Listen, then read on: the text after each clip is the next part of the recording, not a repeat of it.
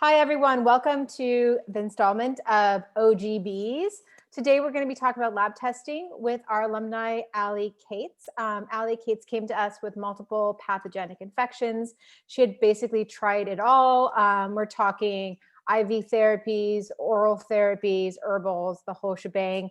Only got sicker and sicker, and now she's on the up and up. I like to think because of the Heal Hive, but she learned a lot of important things in her lab work, and she's here today, brave as all can be, to share with you what she learned, what other doctors did not discover, even though she saw so many over so many years, and what you guys can learn from the Heal Hive Labs. Without further ado, hi, Allie. Hi, how are you? I'm good.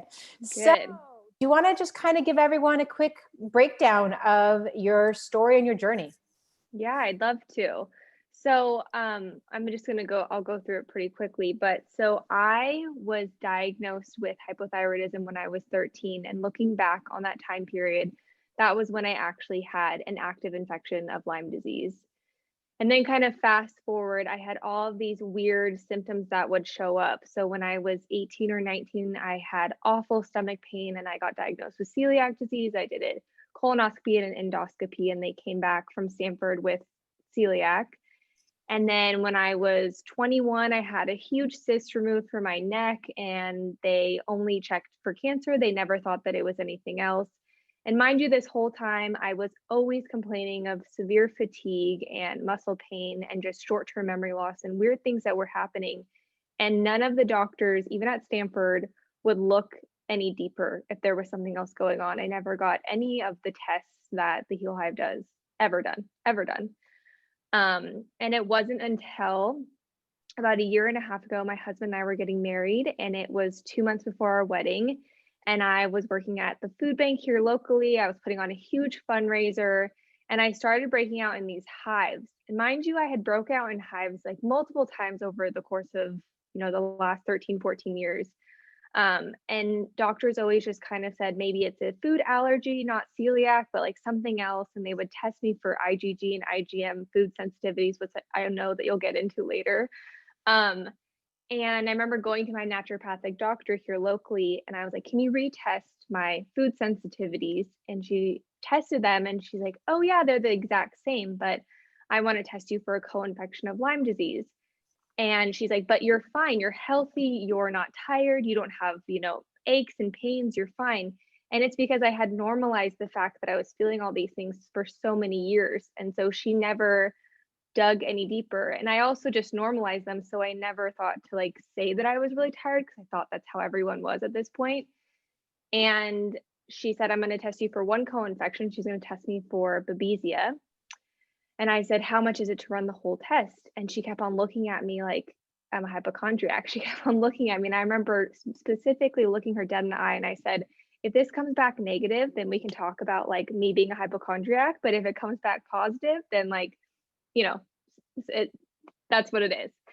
And she's like, you're fine, you work out, you look healthy, you're okay. And the test came back, and she said, I'm so grateful that you advocated for yourself, because I would have never guessed that you had Lyme. So I came back with Lyme and Bartonella and Rocky Mountain spotted fever.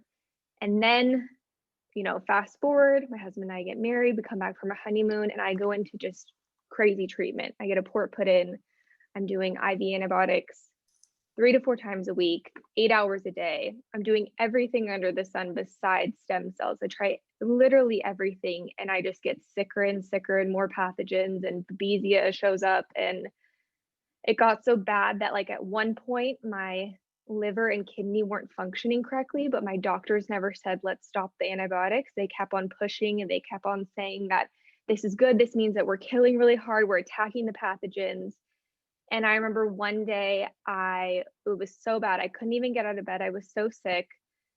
And I remember going to the emergency room, and they tested my port, and I had the beginning of an infection, and they caught it really early. And that was when I remember I was already part of the Heal Hive at that point. I think I was 2 weeks in with you guys, but I had already decided to give up all of the IV antibiotics, get my port taken out. And I have never looked back. And I'm so grateful for it, because you guys caught so many freaking things that no one caught. No one at Stanford, like anywhere. That is crazy. And that story I know so well, of just being put on more and more antibiotics and antimalarials, et cetera, antifungals, and you just get sicker and sicker, and your body stop. I mean, your organs start shutting down, and they're like, nope, that's a good sign. Yeah. Never made sense to me. And I'm glad Yeah. So, I mean, but to make that leap to Bee Venom Therapy is a pretty big leap from all this conventional medicine, especially when you are in a place of being so traumatized and so scared, and you're feeling like, you know, you're going to the hospital emergency room, you're losing your life. I'm just curious, before we get into labs, like, what was the impetus to go natural, to go bees? Yeah, you know what's funny is that I remember following you on Instagram because a gal that I was in the IV room with, which you know, she had tried it once before and she was talking to me about it, and she said, you know, you should follow Brooke. She did Bee Venom Therapy. She's cured herself. Um, and I just kept on like following you. Like I would sit in this IV room, but I would see that you were so healthy. I'm like, how is this possible? And I remember just thinking, and even talking to my doctors, I was like, but this lady Brooke has done Bee Venom Therapy, and I think that it really works. And they're like, yeah, it'll work for like a couple months and then it won't work. And I remember being so sick after 9.5 months and having doctors tell me like, you can't work anymore, and me just not even be able to get off of the couch. I was like, this is no way to live. And I DM'd you and you said, ironically, hey, the Heal Hive is going to be digital this year, so you should just sign up. And one day of the Heal Hive Academy, the cost of going through the Heal Hive Academy was equivalent to one day at my doctor's office. You know, my parents were like over $100,000 in medical at 9.5 months. And I'm like, if one day is going to cure what I have, I will never look back. And I remember just signing up, and I just was like, oh, I'll still keep on treating, whatever. And then I just was learning more. I'm like, I'm done. Get this thing out of my chest. Get me healed, Brooke. And you're like, okay, let's do it. Well, we'll always be Port Scar sisters. Yeah. You know, there's no better feeling than getting that port taken out and being like, I'm done with this. This is not for me. Okay. So, let's go back to the lab testing. What did you learn through the Heal Hive labs? Yeah. I learned so much. I learned that you need to test and not guess. And I had so many doctors kind of guessing at what might be happening or what my inflammation levels might be, or that there might be mold in my system, but we were never really checking them. And they were never checking like my vitamin levels or B12, vitamin D. And I don't know, I've just learned so many things that you can think that you have something, but until you actually know and see that on paper, you're not really gonna be able to do anything with it. Yeah. I mean, we have, what always astounds me is we have these labs at our disposal. Why don't we use them, in terms of we as in most doctors? I just think it's sad. And I'm sure you've encountered before doctors who don't actually know what they mean. So they refuse to actually, you know, write a lab slip for them because they don't know how to interpret them. That doesn't mean that you don't need the test, and they're not important. So what, if you don't mind getting into the details, what did you exactly? What was like one of the biggest shocks of the Heal Hive labs? Yeah, one of the biggest shocks for me was the hormonal component, like how you guys test all of the hormones. And it's funny, it's not funny, it's ironic that I always kind of had this gut feeling that something was off with my hormones, and finding out that my AMH level was really low and that I had like premature ovarian failure, which you can talk about later, about how because I'm in such a toxic state, that's why my body's showing up that way. But no doctor looked at that. Like I remember even going to my OBGYN and asking her to test it in April before I did the lab work. And she's like, you're fine. You're 27 years old. You don't need to test your hormones. And it's like, yeah, but you're guessing at that point. You're not actually testing what's going on with my body. So that was a huge shock, which was incredible to find out so I can be proactive with my health. The second thing, doing for your fertility through the Heal Hive, because so I'm doing Bee Venom Therapy and stinging. I'm going to start stinging for fertility points. So I think because that's the only thing that's really going to help me get through this. I did try to do an egg retrieval, and my body was just too sick to actually have that happen. And which we can talk about that more later. But yeah, so I'm doing Bee Venom Therapy for it and taking the right supplements. I threw out like 70 supplements that I was taking every day the other day, and it felt so liberating because I take, gosh, I don't even know, like 6 or 7 supplements that I need for fertility and my hormones, and it's once a day, liberating. Like I don't have to keep on taking all the supplements. Yeah. I mean, I think one of the things we teach so much at the Heal Hive is this, overabundance of selling supplements without actually having them be directed or targeted. And then you then learn that there are specific, so many of our Heal Hive members are listening to this and they got really bad news from the Heal Hive in the last week or 2 or, month of like diminished ovarian reserve, like massive sex hormone binding globulin being high, low AMH. And it can be really upsetting because they're very young. Many of them are under 30, under 35, and, no one has ever tested them and their fertility. And, for men and for women, fertility is actually one of the best markers to test for, to know how well our body is doing. And especially, as you said, until you went deep into actually killing off pathogens, you didn't even have certain pathogens show up, like your Bartonella. And this is what we're always teaching, our members in the Heal Hive, is that a lot of these pathogens, they will stay in a dormant state, they will hide.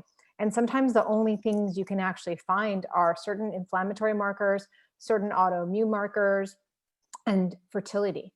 If your fertility has plummeted 20 years before it's supposed to, it's telling us that there's something really, really drastically wrong in your body. And we have to address that. And sometimes, people just show up as having mycoplasma antibodies or, high EBV, and the doctors just discount that, right? They just say, oh, those are just antibodies, a former past infection. Well, you take healthy people, you test them for these antibodies, they don't show up, right? Because their bodies are not in a production mode, because it doesn't have to be. Meanwhile, people like you are just kind of discounted. And, that's another thing we found with your labs is your high mycoplasma. And, it's one of those things that we're going to be looking at as you begin getting deeper and deeper into stinging, to see how those antibodies go down and diminish. And that's going to be one of our markers. So we look at pathogenic markers and how they diminish. We also look at inflammatory markers. So what was the next big, like, oh, holy moly, what did the Heal Hive find that you were like, what, WTF? Yeah. So the next thing was that I had high mold in my system. And sweet Brooke was like, okay, so now you're going to have to test your home. And I was like, no, Brooke, we bought this home in 2019. It's a brand new build. There's no way that there's no way. And she's like, no, you have to test. And I was like, okay, fine, I'm going to test. And I tested, and our home has one of the highest levels of mold that this guy that's an expert in his field has come out. And he's like, out of my 30 years of testing homes for mold, this is the highest level I've ever seen. And mind you, 1 year old. One year old. It's a brand new home, like 1 year old. So that was a huge another thing to tackle, is like ERMI level, by the way. It was 18. It was 18, but then so that we was an ERMI level. So I did the Swiffer sample. Then I had a guy come out, the mold expert. Then we went to a lawyer, and the lawyer had their own experts come out that worked with like John Banta, who, about mold, like John Banta is like the king of whatever. And he came out and he did more extensive testing, pulled apart, parts of our walls and everything. And he said, he's like, I've been doing this for 30 years. I only look at brand new builds with mold in them. And he said, yours is the highest level I've ever seen. It's just crazy. It's insane. So, and your another was elevated as well. So that showed the mold. What about your mold panel? Did you have any? Yeah, it was high. It was high, your mold panel? And everything that was showing in my mold panel also showed in the home. So it was like direct correlation to what was happening. Yeah. So that was a big blow. So it was a big blow, but what happened after? I mean, it's a horrible blow. And there's going to be some people listening to this that are like swallowing right now. and going, holy moly, I might have to leave my house. Yep. I might have to change my lifestyle. I might have to disrupt my children's lives, my partner's life. I might, this could lead to something really, really disruptive. Yeah. How glad are you at this moment? Because what you learned at the Heal Hive is I said, get out now. And you don't, there's a little bit of negotiation, Allie, if you remember. You're like, yes. Get out. Yeah. How severe is it?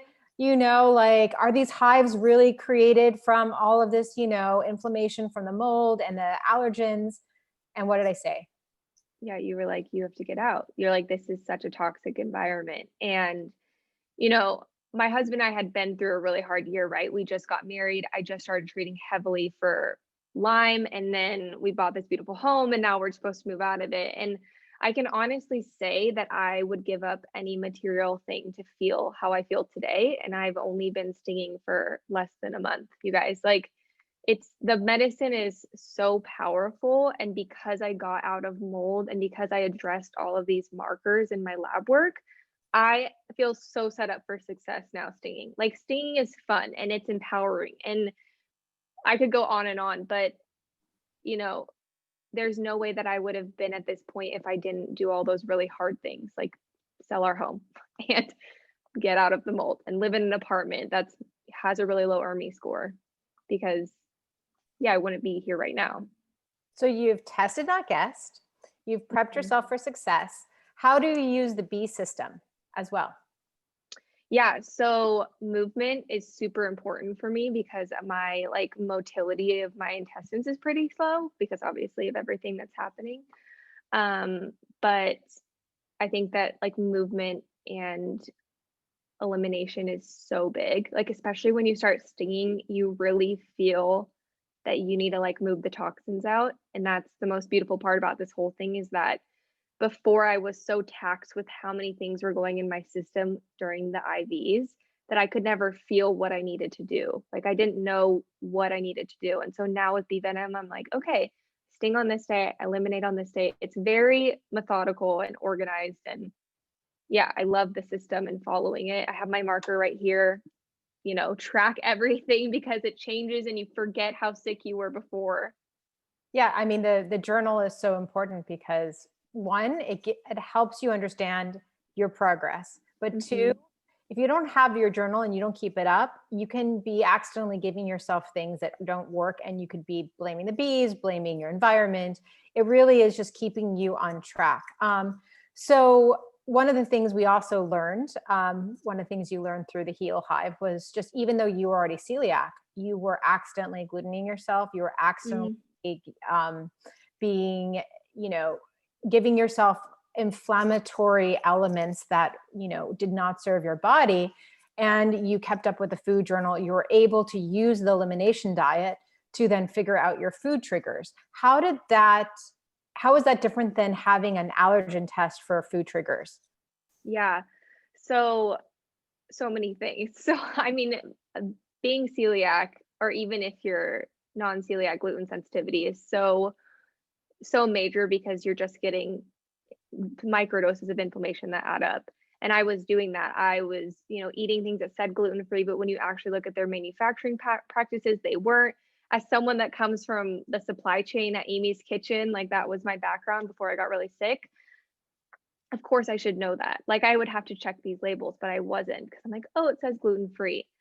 And then also the interesting thing about testing your IgG and IgM food sensitivities is I never felt better when I was on those types of elimination protocols. I always felt worse and more inflamed. And the low histamine diet, or low histamine protocol, not diet because it's a lifestyle, that the Heal Hive gives you, I've never felt better. I'm just dropping inflammation, and it's not about losing weight or inflammation. It's about feeling better. So I can physically feel that because I'm not carrying around as much inflammation and my pain is less. I mean, from someone who had massive mast cell issues, from mastocytosis, I mean, your hives, your inflammation, do you feel like you're in an inflamed state anymore? I feel like I have some inflammation left, which I know that the bees are going to get at, but I feel so much. Yeah. Right. So that's a very good, honest answer. I like that. Yeah. Yeah, but I feel so much better. Like I lost like 20 pounds of inflammation already. So that says something. That we don't mean to, it's not about your weight at the Heal Hive, but as many people can see from our members, is just, it's really easy when your body is just, your organs are not functioning properly. You're being inflamed by all of these microdoses, of the wrong, inflammatory oils, to microdoses of gluten, to living in high mold. And it's just everything like adds up in these little ways that it's almost impossible, if you don't compartmentalize them and methodically go through each of them, to figure out exactly how to handle it. Because then what happens is, your practitioners just throw spaghetti at the wall and they don't know what is what. And then they're adding supplements and they're adding this and that and having you maybe change different things, but it's never methodical. And the Heal Hive might take a long time. And for you, it's taken a long time, right? You started with us in February. Mm-hmm. And started stinging, around now. And that's, 10 months, 11 months in. Do you regret taking that time to do all the testing to get your inflammation down before you started stinging? Not at all. Not one bit. I remember feeling like there would be points where my husband would just be like, I just want you to start stinging so you'll feel better, but it's so much more about the stinging part. It's about getting everything under control and dropping inflammation. And that happens without the bees. Like I would not give it up. No. Well, I think that's important for everyone here who's like anxious, and like, I'm impatient to get better. And it just, it took you a long time to get sick, actually. And it's not that we want to, keep you from getting better faster, but it has to be methodical. Otherwise, you do not know what's going on. So, Allie, so you found out through Heal Hive about, sadly, infertility issues, which we hope to really, really reverse in the coming years. You found out about living in high mold, and you found out that your body was in a massive inflammatory state. Is there anything else? You talked about vitamin deficiencies. What did you learn through that? Yeah, my vitamin D was super low. My B12 was on the cusp of pernicious anemia, but I had to really get after it before it flipped. I Hashimoto's, like that showed up as well. There were other just high inflammatory markers that I had in my body. Gosh, I'm kind of blanking on a couple of them, but there were just so many. Yeah. And why do you think that the doctors did not test you for these? I think that they just didn't know. So when I went through Stanford, I was going through Stanford parallel to when I started the Heal Hive, because my parents were like, just give it one last shot. Let's see if there's something else that's going on. And they looked for everything. Like we looked for, rheumatoid arthritis, which I had some inflammation, or I had some markers for it, but not enough. And they diagnosed me with POTS and, seizures. I did all of these testing, and they never told me the root of it. So they wanted to put me on all these different medications to combat all these things. They were going to put me on 5 different types of medications for my heart and all the crazy things. And I was like, can my Lyme people and my Stanford people talk together? Not really. Can my Lyme doctor and my Stanford doctor talk together? Not you, but the Lyme doctor and Stanford doctor, because they were just missing each other. The Stanford doctor didn't think that chronic Lyme existed, so he wasn't going to test for it. And so even though I was showing markers of it, and I just think that they just don't know. They don't know that there's not enough research, or there's not enough education for the doctors. Yeah. I think the problem is that, they're taught to really stay within the confines of what they're taught. And if they're not taught about it in medical school at the moment, and medical schools haven't really, gotten hip to new modern chronic illnesses, that it's just ignored and they don't go beyond that. And it's not necessarily their fault. It's just, just not being educated enough about chronic tick-borne illnesses. And then you find those good doctors that really are aware of it and understand just how, troublesome it is. No, it's true.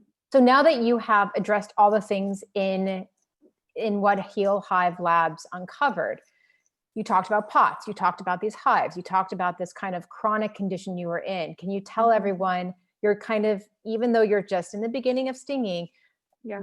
Heal Hive has done for you even prior to stinging, from the testing and from the bee system, of what it has improved in your life. Oh my gosh, I could be here for hours. But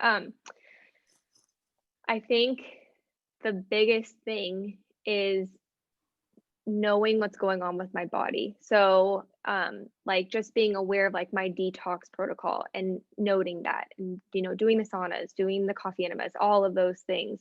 The sleep is huge. Like the sleep reset part is huge. And if you're here because you have a chronic illness, like your sleep gets so thrown off, and that's the most important thing. Like the vitamin D, especially because of the time change. Interrupt you. Yes. As a practitioner here, so proud of you, because today we started talking at 6 a.m. and there is a point of pride when I have people like you who are like, I sleep until 10 a.m., 11 a.m., and then I stay up all night. And then all of a sudden you and I are talking at like 6 a.m. And it's a point of pride because of the fact that our bodies are meant to go to sleep earlier. We're meant to wake up earlier. And as someone who was always a night owl, even way before I ever got sick, I never thought I could be a morning person. And you just proved to everyone here who's like, there's no way I can actually, have good sleep hygiene, correct my, circadian rhythm. Let them know. And I'm telling them right now, you, Missy, were up maybe even prior to 6 a.m. Just Yeah. Yeah. whole morning, just getting it done. How does that make you feel every day? It makes me feel really accomplished. Like I think that, or I know that having chronic illness, it takes away a lot of those kind of accomplishment moments. Like you kind of feel like you're not a part of real life anymore because you're so in it. And to wake up with the world and go to sleep with the world is really powerful. I think that's such a big part of healing, is getting back into normal life. And yeah, that's a big one for me. Well, we cannot wait to keep watching your development and everything, all your successes, all your wins moving forward. So people can find you through the platform. You're on the platform. You're under Allie Cates on the Heal Hive platform. But if they want to follow you on Instagram, how are they going to find you?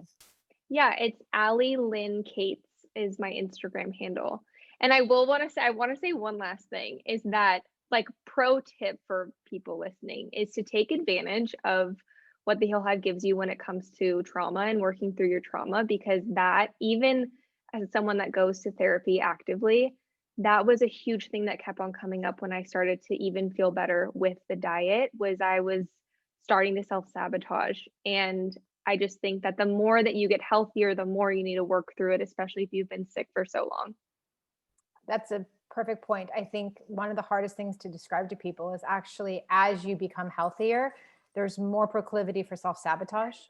And it's just something you think, well, I just need to get healthy. I'll like stop self-sabotaging then. No, it actually gets even worse.